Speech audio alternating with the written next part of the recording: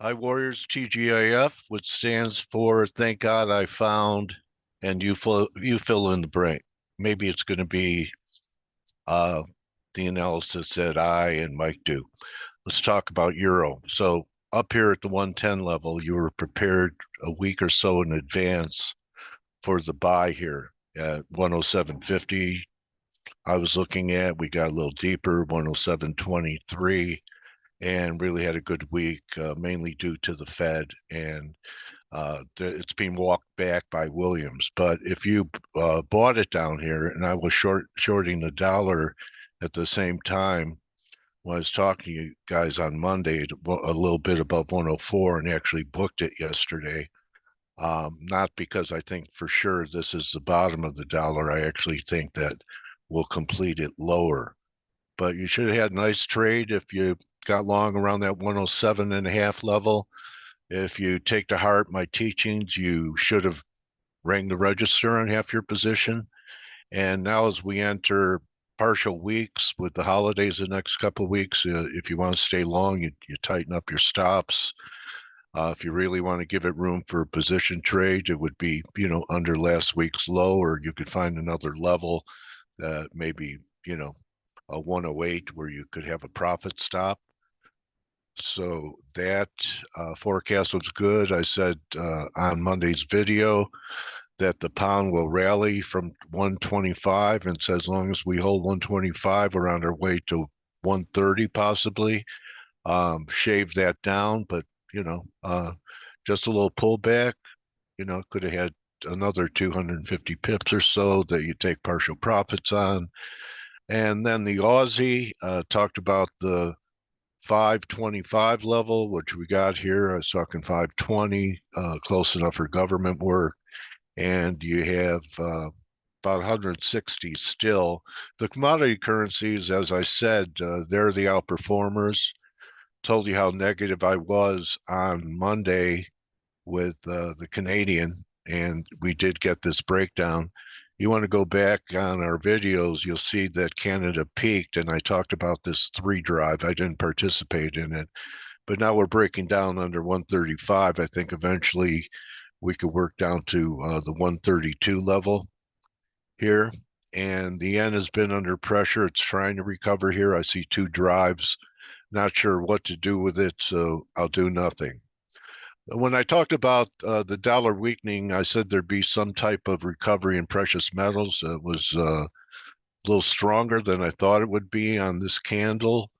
And I know some people right now that are saying this is the beginning of wave 3, and we're not going to take out these lows, that it's 3 of 3. I'm going to be a little more patient, but I do want to point out we're a little bit lower today, silver as well, that check out where silver peaked right here. See that? And this just looks like a retracement so far. But there's, like I was talking about with Mike yesterday, there's a change in character on the shares because silver only retraced, right? But look at something like, let's go to a couple of silver stocks. Let's go to SILJ. It took out that high when silver was, much higher. So you're starting to get some decent money flow coming into these. I think you have to buy pullbacks. Will we retest these levels again? Maybe. Same thing with First Majestic. It blew through those highs, and silver's not even near that 26 level. So if you catch my drift, that's starting to happen. Even in the gold stocks, gold's way off that 2150 high, and look at Newmont. It took out the level when gold was spiking up there. So the miners are starting to get some money flow. Pay attention to it and look for a place to get on board on those. And I know we had a historic rally. I was wrong. Yes, news flash, I was wrong. I was looking for some type of correction down towards 4,300 before this happened. But I wouldn't have FOMO up here. And if it is, I still say that the Mag 7 are laggards. And this is why. Okay, so Apple finally made a new high took out this high. We're diverging, not much higher on the week. AMD is having a little bit of a reversal week, and if you look at it with the S&P and NASDAQ pressing all-time highs, AMD is 61.8 back. I think you can see it here. See, so 61.8 back on AMD.